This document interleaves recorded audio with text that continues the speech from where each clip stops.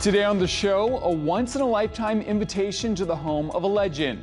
In an on-stage exclusive and a dream come true for fans, Patti LuPone gives us a tour of her one-of-a-kind theater museum. Do neighbors know that this is basically a museum in here? There's nobody around here that's in theater that would remotely care what's in this barn. With all the hustle and bustle of Times Square, it's no wonder that when a performer makes it big on Broadway, they often purchase a getaway just outside the city. Recently, a legend invited me up to her house for an exclusive interview that I won't soon forget.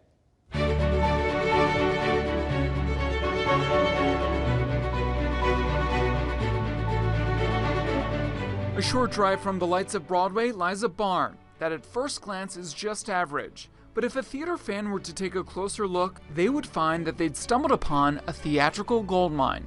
Patti LuPone, where are we right now? We are in the man cave, actually. This is Matt's.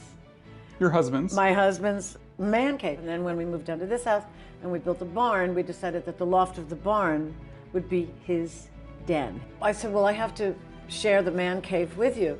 And so my theater stuff is in Matt's man cave. Somebody said, where do you put the Tonys? And I went, in the man cave.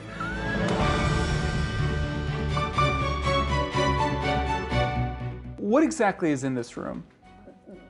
I think every script from the first play at Juilliard to Company in London, opening night gifts, 4 filing cabinets worth of music, the awards, memorabilia, the Fabby Dabby doll.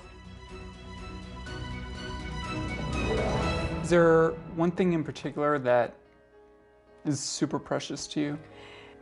Actually, there's a lot of things that are really precious. There's a cassette that Hal Prince gave me of 4 of Evita Perón's speeches from the Casa Rosada, the signed call sheet from 1941. I think because it was my first Hollywood movie, I had them sign my call sheet. The Julie, which was the Juilliard Awards, the Julie. In 1972, Patti finished her time at Juilliard as part of the drama division's first graduating class. A year later, she made her Broadway debut playing Irina in The Three Sisters. Shortly after, she received her first Tony nomination for The Robber Bridegroom, where she played opposite her Juilliard classmate and one-time boyfriend, Kevin Kline. Before the decade was out, she booked a role in her first major film, Steven Spielberg's 1941. While working on the film, she received news that she had won the title role in the musical Evita, and gave a performance that would win her the 1980 Tony Award for Best Actress in a Musical.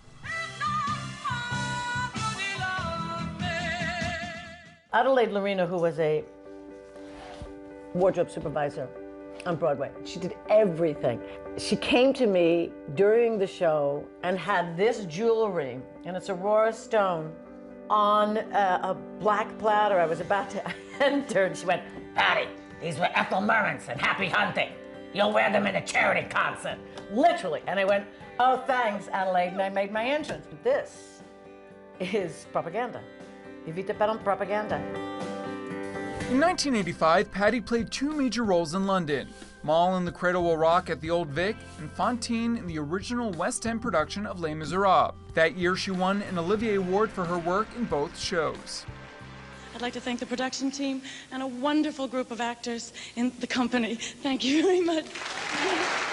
This was my necklace in Les Mis. Oh, that's a famous picture of you singing I Dreamed a Dream. Yes, but this was my necklace. She followed Les Mis up by playing Reno Sweeney in the Lincoln Center revival of Anything Goes.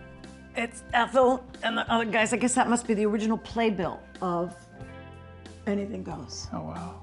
Oh, and this program represents a new cover for You Play, the only time in playbill history a cover was changed for a currently running play.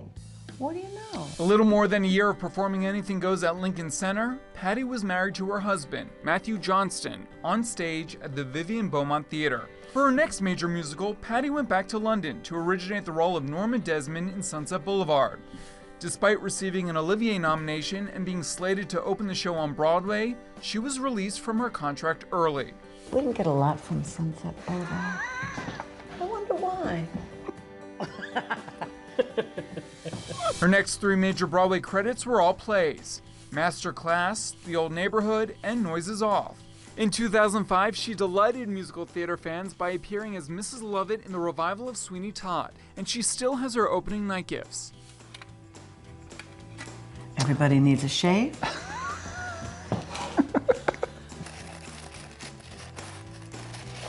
Oh, it's a puzzle.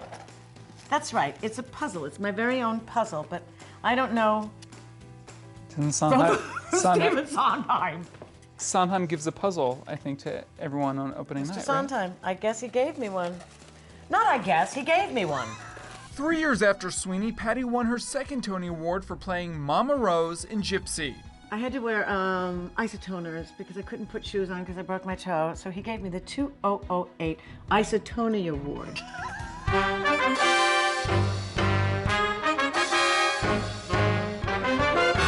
Patti was last seen on Broadway in the musical War Paint, where she played cosmetics titan Helena Rubinstein. All of this stuff in War Paint is pretty extraordinary. This is all Helena Rubinstein stuff. Most recently, Patti had a star turn in the West End production of the Sondheim Musical Company, for which she won her second Olivier Award. And the Olivier goes to Patti LuPone for Company.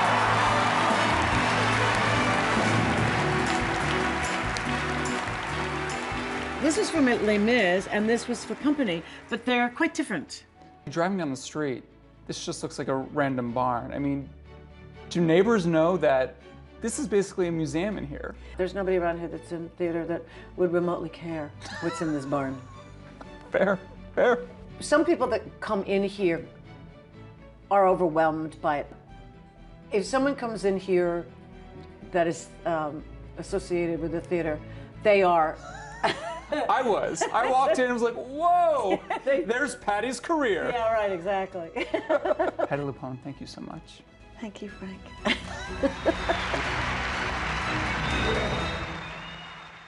What a career. And Patti LuPone recently donated a portion of her archives, including scripts, playbills, programs, and some of her music to Columbia University.